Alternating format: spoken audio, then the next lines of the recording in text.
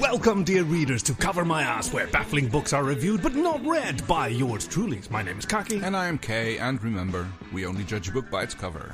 And we found ourselves once more amid the towering stacks, the towering battlements, I should say, of the library. Yes, I noticed that. What's with the weird little battlement design with one of them higher than the other? So it's still a work in progress. Yeah. There was a little bit of a book collapse, just to catch the readers up on the unnecessary lore that has sprung up around this literary podcast. Last week, you got me out of my funk from that I'd fallen into after losing an election that I didn't quite understand what it was for, and you helped me to realize that the library probably has enemies that need to be defended against / destroyed. Yes. So I've started with the unconventional, I'll admit, idea that the best offense is a good defense. Okay. Book fort. I'm going back to basics. Book fort is great. Yes, exactly. It looks great, but it's kind of like in the middle of the Great Hall. Yeah. And so by the time that this book fort is going to come into use, the invaders will already be in the main hall. And so it's more like a retreat, I guess, like a last bastion of last defense. Is that what I'm getting it right here? You are correct. I've also noticed that you've used this medieval siege books, which is very appropriate. It seems right. Yeah. Now, you'll notice where I've placed it, which is the Roman history section. Yeah. Yeah, because I remembered how Caesar eventually defeated and captured the Gallic leader Vercingetorix, whom he besieged. And, as I'm saying it, I'm starting to realize that there's a flaw to my plan, but let's work through it. Okay. So, whom he besieged in a township whose name I don't remember, but one small town continued to resist the Roman oppressors, and Vercingetorix has sent for reinforcements. So rather than retreat from this town, which he was unequipped to conquer, Caesar had a stroke of brilliance. He had his soldiers chop down the remaining forest and built another wall around the Roman encampment, besieging the Gauls, with the idea of defending themselves against the rest of the Gauls long enough for the trapped Gauls to starve and surrender. And once surrendered, they could walk out, because Vercingetorix would have to surrender on behalf of his backup as well. Yeah, okay. And how's that going to work here in the library? Well, phase one is, I've made my little township. What sort of town name should we give this? This is going to be our little Gallic, decor. Librorium. Librorium. Oh, that's a good one. Yeah. So we're going to draw the enemy in. We're going to be ensconced in Librorium. So come inside with me. Okay. Yeah, just under here, mind the drawbridge. It's made of cardboard. Okay. It's not a load-bearing structure. I'm not too worried about the portcullis either, which seems to be made out of cardboard tubes as well. It looks great, all cardboard all the way through. Okay. I'm mostly counting on the moat I'm sure that the little librarianess will be thrilled by this. Yes. An endless series of tubes. And so once we're inside, now here is where there will be a tunnel that allows us to escape the immediate siege and build another siege around them, thereby trapping them. Oh, okay. Offensive defense is what I'm saying. I was wondering layers what that upon layers. long pile of books running outside the fort was like, but that's the tunnel. Yes, well, okay. I didn't want to / was able to dig through the... I appreciate that. You've got nice tiles here. Good flooring, isn't it? They're very resistant. Yeah, I've broken many a drill bit on those. Yeah, I was kind of disappointed. I figured that the tunnel system would work. I mean, this is also going to give us some problems with the moat that I had planned to be our main form of defense. Not quite sure what's going to be the substitute for that, but hey, you know me. I'll figure something out with a ball of twine and some tape. Yeah, as long as it doesn't involve... I'm not going to say that I'm all right with it as long as it doesn't involve wet books, but I'll that's my takeaway from this I'll probably conversation. be less upset with it if it doesn't involve wet books. Okay, well, I'll try to reduce the book wetness. Yes, thank you. Preferably to 0. To the absolute bare minimum required by my genius plan. Listen, come on. This is for the defense of the library. No, okay. / offense against the enemies. Hey, do you have any clues about what kind of enemies I'll be facing? I don't know. I mean, maybe the Fahrenheit 451 police, or just generic book burners, people with... Actual book burners? Yeah. Well, shit. A book fort isn't going to protect against those assholes, is it? Well, not unless you make them wet, but we were not going to do that. So, no, so that's the end of my... It's a rubbish fort. Okay, I guess maybe the Halon fire suppression system will work against that. Okay, so then what we need is snorkels? Breathing apparatus. Yeah, okay, so Compressed that would be a skill bar. Skill bar?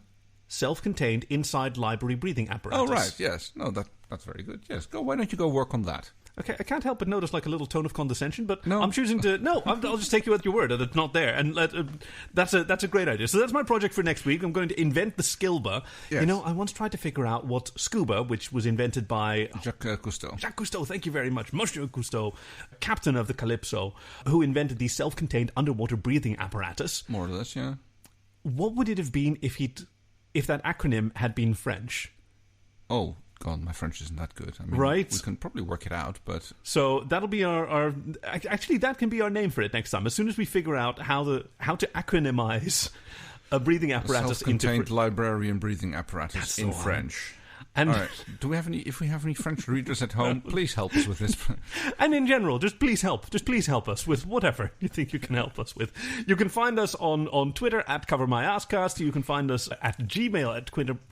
That seems like a social media platform that never really got off the ground. Yeah. Twitter. Speaking of not getting things off the ground, what do we have in store for our readers this week? Right, this book's big is there. This big book is yeah, it's the Halon system is leaking. Yes, I've noticed it. This week's book, thank you very much, is by Vera Chapman. It's called The Three Damosels. It is warming, romantic, and haunting, as according to The Times. The Times, yeah. It doesn't say which times, but... The times that we live in. It could be the Newtonbury upon Times. That's not a real thing. It could be. Actually, that's frightening. Yes, it is. Do you know there was a television program called Rosemary and Thyme? Yeah, and it was about? Well, it was sort of a murder cozy. Two women, one of them I think was a retired police officer, and both of them solved gardening murders. Oh, through gardening. Wow, that must have been thrilling. There's a lot of episodes. It's like what's her name? It's like she must be like a very successful murderer. Multiple. Yeah, yes. Because wherever she shows up, there's like always a murder. Oh no, Jessica Fletcher. That's Jessica the one. Fletcher, yes. She is an angel of death who descends upon unwitting towns. But even worse is stuff like, what was it, like the Midsummer Murders or something like that. Like this town, this little town that has canonically fewer than 1,000 people, which has had 200 murders in it since 1977. Yes. And nobody's asking questions. No! So yes, the book it's got a quite lovely cover. It's got a lady in a blue gown standing in a meadow lit by fireflies, I suppose, or maybe just generic little magical those are things. some of the damosel flies. Oh, damosel. Oh, yeah, they're a little glowing in the very meadow. Nice touch, yes. I mean, everything's glowing, right? It's super soft focus. It's the art style as well, with like a kind of like soft focus, soft porn unicorn in the background. Soft porn unicorn. You got to stop naming the episodes so early on. People like to sit around and wonder, when is it going to come up? No, the soft porn unicorn is obviously going to be the title of this week's episode. And a magical castle beyond that. 2 castles, really, with a bridge between them. Listen, why would it be, if they have a bridge between them, wouldn't it be the same castle still? Oh, it could be that one of them is, like, considering the construction, one of them, the castle on the right, is a towering isle of its own. Then there's a bridge leading over to the other castle. Yeah. Which is like almost like the guardhouse for the first castle. But I guess over time that it got built out so much that it became a castle on its own. Yeah, but then there you go, like... It's just like with the book fort, or with the Romans. You can you have the first castle to defend, and then if that falls, you can retreat across the bridge, and then, like in the worst case scenario, you destroy the bridge, and then you're sitting there in your second castle, or actually the first castle. There. See, it's still the same defensive structure for the same people. Like the whole thing counts as one castle. It's just built over several isles, as you point out. Unless it was historically 2 castles, which through some treaty or joint marriage or something decided they would join forces and then build a connecting bridge to symbolize overcoming the differences between the various parties involved. That seems entirely plausible. These 2 castles on the named Porkney Islands. But we're getting ahead of ourselves. There's also a big honking unicorn there. Yes, isn't it? it's off focus even. Super glowing, and that seems to be a trait of unicorns, that they kind of have that glowing aura to each, especially to maidens. Yes. Which is the principal figure here, as you mentioned, the blonde maiden in the blue gown. It's a lovely gown. It's not exactly travelling wear, though. No, I don't think that. And she's holding something which is even more out of focus. It looks like she's picked some flowers, I suppose. Picked some flowers, or like crushing a handful of damsel flies. And actually, is that a little fairy on her? I didn't even notice that at first. Oh, was there? Yeah, look at that little thing on her near her right foot. Oh my God! Yeah. Oh, those must be the. Well, those maybe those are the damsel flies after they've pupated and turned into. Oh, but That's kind of appropriate because the damselfly, obviously it has a larval stage, and then it goes through a chrysalis and it emerges as what we know as the damselfly. Yes. And then apparently it also has a third stage where it's I guess this sort of fairy damsel wasp. Yeah. And this sort of 3-stage life cycle is kind of appropriate. Oh, that's very much a theme we're seeing through the rest of the book. Yes, exactly. Because the heroine of today's book is a character that we have seen before. I guess this is a further down the lifetime of our lovely Myfwanwy. Is that how I pronounce it? Myfanwy. Myfwanwy, yeah, I got it almost right. Yeah. Myfanwy, the Dildosmith's daughter, from... the episode was called... And I'm going to use that tone of voice that usually works for me. It was episode 36, so that's like... Oh, that was in the first half of the life cycle of this. Oh, no, we're doing thirds. So this is episode 78 divided by 3. How does that go? Oh, that's actually possible. That's 26. So then it's in the matron stage of this podcast. It would be the damselfly stage before the terror wasp. Yes. Myfwanwy, who has had a bit of a falling out with her... demon Belafon. Yes, that's right, because the main plot of the previous instance of Myfanwy's story was as a Dildosmith's daughter wanted to escape the destiny that was foisted upon her in her small village and pursue her own fate as a travelling xylophone soloist, and through the agency of a sisterhood who were called the Morwinian Hyaden, that's right. Oh, very good. Yeah, the Iron Maidens. I'm amazed that you remember that. Thank you. She gained the companionship of a demon, Belafon, with whom she made sensational music, and off she trotted toward the horizon to seek her destiny. But unfortunately, as so many young people experience, when you reach the cusp of adulthood, it never quite turns out how you imagined it. And I mean, after Myfwanwy came to the conclusion that like she was maybe not cut out to be the soloist that she thought she would be, and instead went for the partnership with Belafon, and she enjoyed moderate amounts of great success in her exploits. After a while, as so often happens with popular musical ensembles, is that there's a falling out over creative differences. Oh, you're holding me back. And then maybe their bandmates like write a song about it. I mean, like Wish You Were Here is like a typical Pink Floyd song about that. And You're So Vain, I bet you think this song's about you. Oh, yes, and I'll Always Love You, like Dolly Parton, which is like actually not a song about forgotten love. It's about basically her saying goodbye to her producer. And yet it's a very popular like first dance at a wedding standby. It's a farewell song. It's like... Yeah, but it's like every breath you take is about stalking. True. Like the father-daughter dance somehow very often. I've been to several weddings where they played that. Like, and they probably didn't know. I guess not. It just sounds so. It's just so sweet. I'll be watching you. Ugh. Yeah.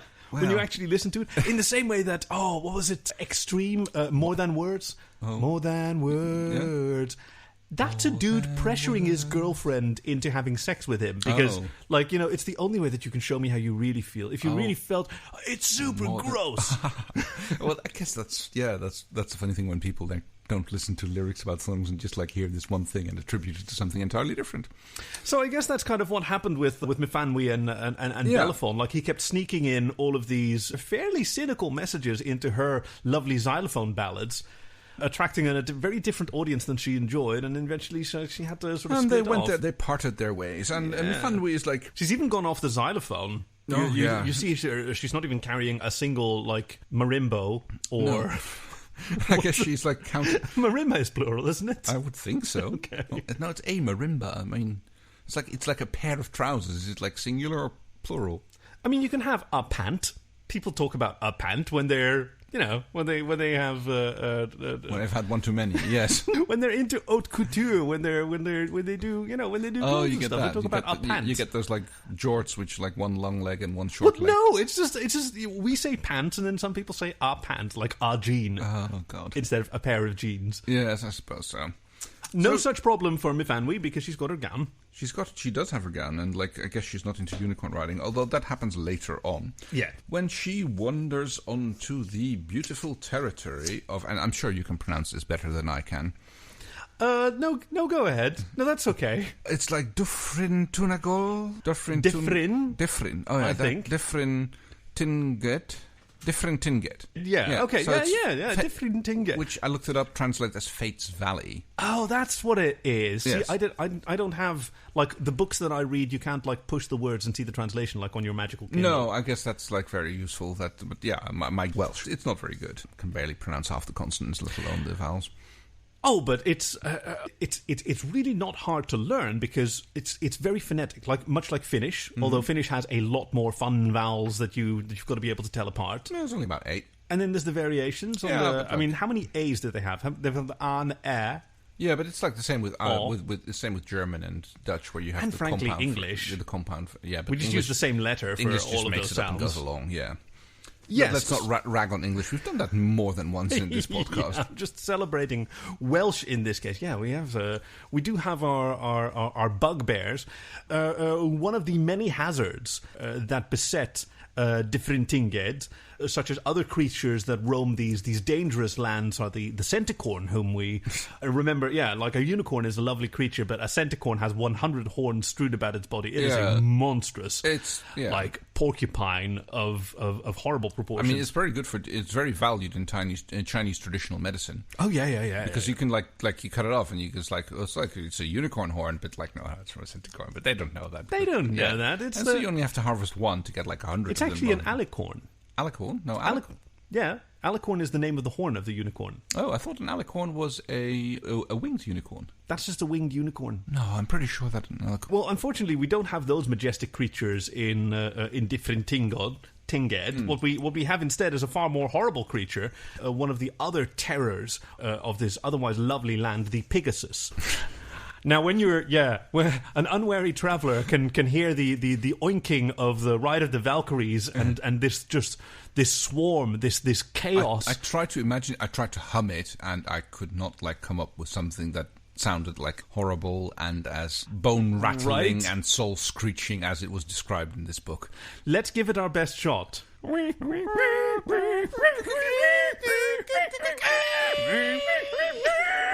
Yeah, wow. Yes, nightmarish, right? Yes. So you can understand why most of the people of Dyfrintinged have retreated to the twin castles of the Orkney Islands and living under its protective skirts. I guess that makes why it's called the Orkney Islands now, because of the Pegasus. Yeah. Now the endless onslaught of Pegasus onto these lands has resulted in. I mean, this is something that Myfanwy notices as she wanders in. She notices nobody's doing any animal husbandry, like there are no herds, but she does pass a bacon mill. Yeah. And inexplicably a sausage mine. Those are all located near the village of. I mean, again, let's have a Welsh pronunciation contest here. Gwaelod Rhydd. Gwaelod Rhydd, yeah, that's the one. Yeah, because the double D is a the with Rhydd, voiced. Yes. Which again, I had to look it up. Translate as the village of Loose Bottom. Yeah. Oh dear. Very, very appropriate for a town that does mainly. Well, it's mainly pigs. So, I can imagine that it kind of smells. Have you ever been in a pig stable? Yes, but that's the thing. They don't have swine herds. They don't have stables or whatever. They just have, the occasional predictable attack by a chaos of Pegasus, whom they have to defend themselves, and then from the ruins. When 30 or 40 wild hogs come. That's right, feral hogs, exactly. Yeah. And then they all wind up in the chop shop. Well, I mean, that's a good place for a pig to end up if you're into sausages and bacon. Yeah, right. I mean. From the pig's point of view, I guess it would not be, but from the cook's point of view, yeah, it's waste not, want not. It's one of the values of Dyfrintinged, and so when Myfanwy wanders through these lands and starts to realize that hey, these are a hardy people who have taken this terror and turned it into a rather thriving local business. Like fantastic pork and salted pork. You can have breakfast there like nowhere else. Yeah. Yes. Oh God, I'm thinking about bacon now. So yes, she makes her way into different. Yeah, that's right. Dyfrintinged. She finds that although the fact the town is quite thriving, despite their problem with the wild hog Pegasus, the town seems to be in mourning because the valley is ruled by the three ladies known as the distressing Damosels. Yes, a sacred trinity. Oh God. By the three ladies known as Buttercup, Bubbles, and Blossom. Yes. Those awe-inspiring, regal names. Yes. Unfortunately, Buttercup has recently deceased. And filling everyone with a sense of awe, and the whole town just goes, oh. And I mean, maybe that's what we're seeing on the front cover of the book. I guess it's all the little glowing buttercups which have started to light up in the loss of their namesake. The fallen, yeah. This means that, of course, since the valley is always ruled by a trio of Damosels, it is time for a new damosel to appear. Yeah, because you've got to have three. You've got to have three. It's traditional. You have the maiden, the mother, and the crone. Yes, a popular concept in... I mean, neo-paganism is probably where we know it most literally, but I think there are historical or traditional mythical figures like Diana or Hecate, as she was known for. Like the Greeks and the Romans, they sort of had the same gods. Yeah, they plagiarized. I mean, the Romans plagiarized a lot from the Greeks. So hey, great artists borrow, poor artists steal. Yeah.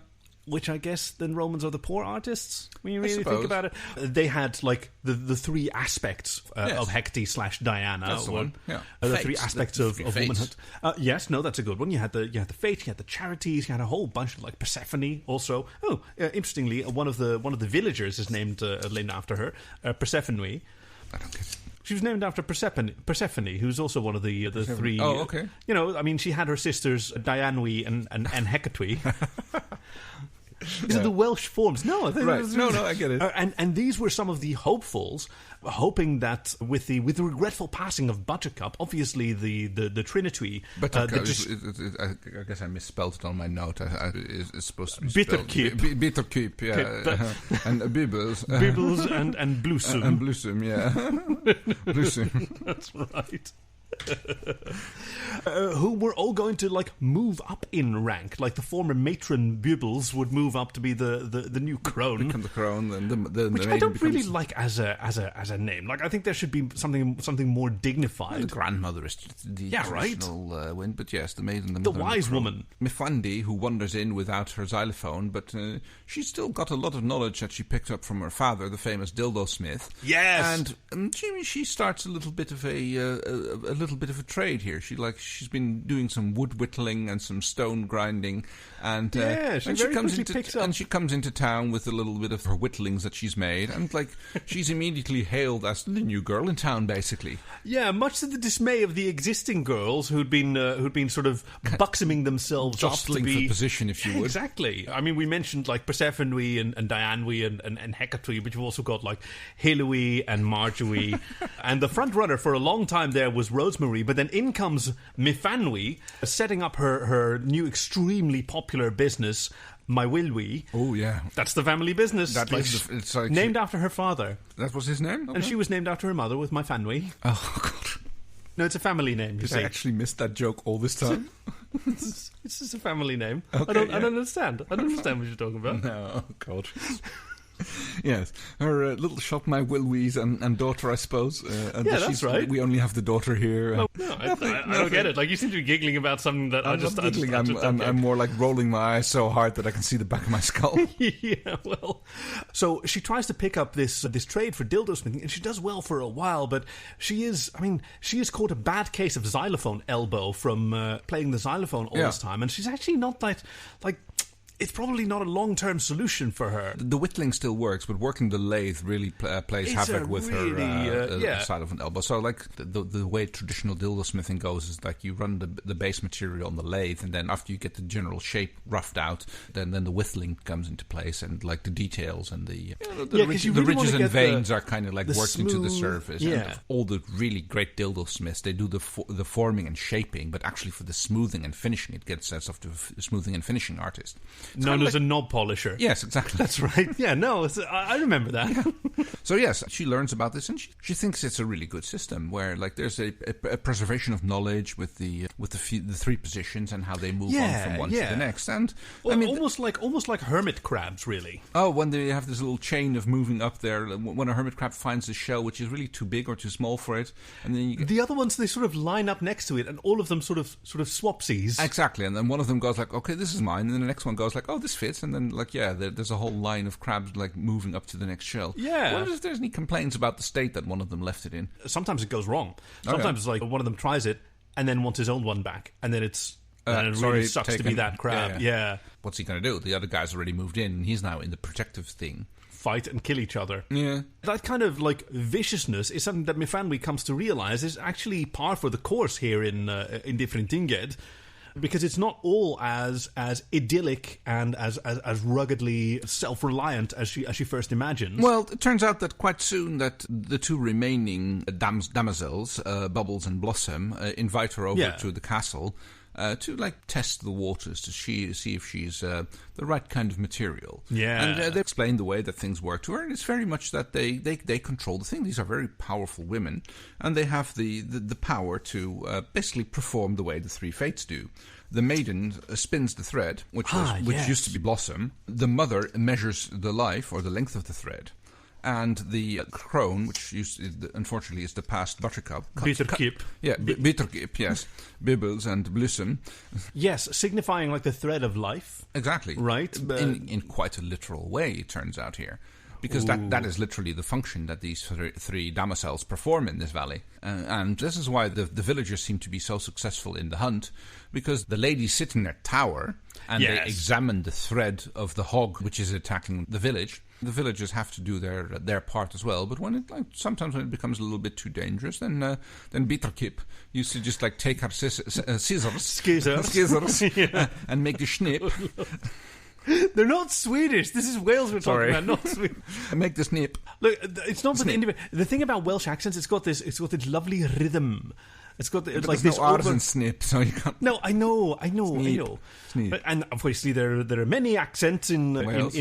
Well, there's North and South Wales, and didn't we talk about that a few episodes ago? Memories sort of hazily float in and out of my brain. Who's to say? It's almost as if the cord has been cut. There's a lot of thread imagery. Yes, when it comes to tapestries all over the place. Yeah, I mean, I'm thinking about other myths that I know. Rapelstiltje. What's she called? Rumpelstiltskin and Rapunzel. I mean, you have the spinning wheel. You have the loom of fate. Yeah, the loom in Sleeping Beauty, who pricked herself on the loom. It's a spinning wheel again there. Yeah. Sorry, spinning wheel. Spinning wheel. Sorry, a spinning wheel is a one-dimensional generator, and a loom is a two-dimensional generator. No, now, what is three-dimensional fabric? Well, I guess that would be the fabric of life. Oh, there we go. Yeah, okay. Which includes time, and rosemary. We're back on culinary again, are we? Rosemary. Traditionally, pork is done with sage. Well, if it was Welsh, it would probably be sage. Oh, who's talking? Who's Swedish now? Okay, it's a bit of this and a bit of that, isn't it? I do remember how J.R.R. Tolkien, when he was devising languages for the elves, Tengwar Quenya and Tengwar Sindarin, I'm a nerd, shoot me, was inspired by his favourite languages, Finnish and Welsh, both of which are quite unrelated. Obviously, Finnish is unrelated to fucking anything on the planet, but he loved that both of them were so phonetic. And so beautifully and there's so much stuff in it. Even the names are he made up he's called Pippin because that's just the character in the original language, which he pretended to be just a translator of. Yes, that's named right. After an apple and other things. It's all incredibly connected and convoluted at times, and it all has meanings and double entendre and. He was an enthusiast linguist who became a creative anthropologist in order to justify these languages, and then he became a novelist in order to justify the anthropology that he was inventing. It's what's the first thing you do when you want to write a fantasy book? You invent 3 different languages. Well, you're not wrong. Anyway, so she gets initiated into the fates, basically. Yeah, and clearly wins out the choice between the local girls. Basically, none of them stand a chance. None of them have Bubbles and Bibbles. No, are more than happy to get Myfwanwy into the game. Yeah, because they see in Myfanwy and her Dildosmithing, they see someone who has a real upward path. All of these other girls, they're fine. They're all maidenly, but none of them already have the makings of a fine, solid, leading matron. Exactly, and Myfanwy has. And the whole Dildosmithing really puts a boon to the fertility in the village, and it's basically when the first new child is born, even though it's that wasn't really Myfanwy's hand in it, well, because it's way too soon, but it gets credited to her in the new position. And also at that point with Myfanwy, the first child born in the village after Myfanwy takes on the role of the maiden, signifies the fact that she has grown into her role, and which signifies the fact that the other two have moved into theirs, and death in the village can once again start. Shortly after that, the first death in the village occurs. Yeah, they seem to have like a numerous fixus, like a fixed number of people that are allowed to. It's the fact that the role wasn't filled. Like, the mother hadn't moved into the role of the Crone yet. Oh, was that it? Yes, and therefore, figured. First Myfwanwy had to fulfill her part, and with that, all three positions have now been filled again. And at which point now Bibbles can take on the role of cutting the threads. So, Bibbles is when she ascends to cronehood, or no, the wise womanhood, which is I think a much better. Okay. And then she moved up, and she's now she's the wise woman, and she's taking responsibility for the finality of life. I mean, Blossom, the previous maiden, finds herself struggling a little bit with matronhood. It's a position that she's always known that she was going to move up toward. But like many young people, when she's finally on the cusp of what she always thought was her destiny, it's not quite what she imagined. And much like Myfanwy, they start to sort of doubt this system a little bit, because there is a natural flow to it. There is a symmetry and a beauty to it, but at the same time there is something missing from it that both of them acknowledge. Well, she kind of discovers, and this is what Myfanwy does as well, that all is not quite as peaceful in the valley as that they thought to be, and that it turns out that a lot of the tribute that the three Damosels get from the villagers are not entirely as voluntary as they made you think, because now that her role is rather than spinning the thread, it's become measuring the thread of life, and she's noticing that Bitterkip is cutting some of those threads a little bit short. Yeah. And using this as a way to basically threaten and blackmail the villagers into making sure that the tribute keeps coming. Yeah. And soon, Marjorie and Rosemary are no more, alas. They have their thread cut, yes. Yeah, their flowers were plucked before blooming. And it turns out that some of this excess life thread, which is being cut from these girls, is being collected as a sacrifice to further the Damosels' power. It is fueled into their castle, basically, and it's the power that they run on, and that the whole system here in the valley seems to be based upon. From which, as Myfanwy discovers, they are creating and summoning these horrible creatures, such as the centacorn and the pegasus, which are not native to this land valley at all, and thus they perpetuate another cycle, which is, it's again another cycle of three, a cycle of life, cycle of story, but it's a little bit heavy-handed from the Damosels involved here. And it's something that Myfanwy is resolved to end once she realizes this terrible injustice, and she finds a partner in Biblos, who has not comfortably settled in. She was the one, as you mentioned, who discovered the bizarre practices that were happening among the matron and the wise woman, which she cannot tolerate anymore. Seeing that Myfanwy has the same problems with the system that she had when she was first initiated into it, she decides this may be a time to break the tradition, so to speak. So she measures a somewhat shorter thread, sneaking it past Bubbles' suspicions. And meanwhile, in all of this, she needs an ally, and she needs a new system, something that's better, or a new example to set, something with which Myfanwy agrees. And after many conversations, Myfanwy wanders off into the field. I think that's where we find her on the cover, passing by a unicorn whom she quickly just strangles to death and then drowns in the pond. Yeah, that's that really caught me by surprise. Yeah, well, she needed to get the unicorn solution, so she takes a big swig of that. How did she know about that? Look, she's a very well-travelled young woman. I guess so, yeah. And in the course of her travels, she discovered a lot about herself. So we see her, okay, it's pretty gruesome where she's strangling this beautiful animal to death, drowning it in the pond, drinking from the pond, and as she does so, she makes choices that she'd been pondering before and was never sure about. She cuts her hair, she takes the hem off of her dress, takes off the sleeve, wrapping it more tightly around her chest to aid with the various changes that are becoming possible thanks to the unicorn solution, emerging as Henwy. Henwy, yes. Her true self, because she has decided, neither matronhood, maidenhood, nor wise womanhood is for me. So it's going to be Henwyhood. I mean, she thought about naming herself after her father, but Myfwanwy was kind of on the nose. I mean, for some people it is, but... And I think Henwy is a fine Welsh name. She approaches Blossom, who is just seen just as being visited upon Bitterkip, And the love that had been blossoming between Blossom and Myfanwy. Yes. I mean, it's a bit of an adjustment. We are still the same people inside. I mean, poor Bubbles meets a fate which is similar to that of the unicorn. But yeah, pretty literal, like strangling someone with their own life thread, like a garrote. It wasn't exactly cut. I mean, it was wrapped 3 times around her neck, like. And then pulled taut. Yeah, I mean, it's like you might as well get beheaded, decapitated at that point. Right. I mean, even the time that Bubbles spent like making handles for the thread, I thought, what was going on? Yeah. And she puts the gloves on. Like are you making bobbins for some French lace or something? Turns out no. No, it was just like handles for the thread of life. I mean, everybody could use some handles on the thread of life, I suppose, but not necessarily in that regard. And you've also got to stop naming episodes twice.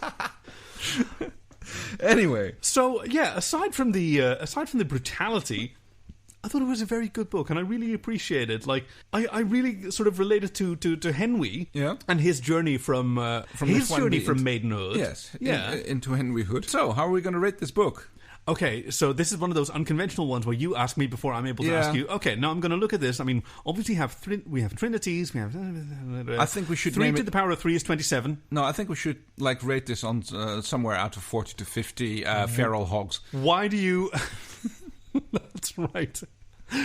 That's right. So I was going to say, why do you ask me when you clearly know the answer yourself? But the answer is so good. Yes, out of 40 to 50 feral hogs, how do we rate? God, what was it? The 3 Damosels by Vera Chapman. Yes, I will give it 48 out of 40 to 50 feral hogs. Okay, so that's tentatively difficult because it might actually be higher than the maximum. Oh, I mean, if it's 40 feral hogs, I thought we were rating on a scale of 40 to 50 out of. Oh, 40 between 40 and 50. Yeah. Oh, okay. Now I understand. See, this is the thing. Like, it's progressive understanding. So it's actually given me a bit of inspiration for the further offense of the library. That we'll see if I still remember that next week. Just make sure to run any hogs that you're going to bring in here by Tristan, okay? I'm sure they'll have something to say about it. Speaking of reviews, you can look down at your podcasting device and you should be seeing an opportunity to leave a little review or a couple of stars. We would love to hear from you if you want to reach out and let us know how you've been enjoying things on Cover My Asscast at Twitter.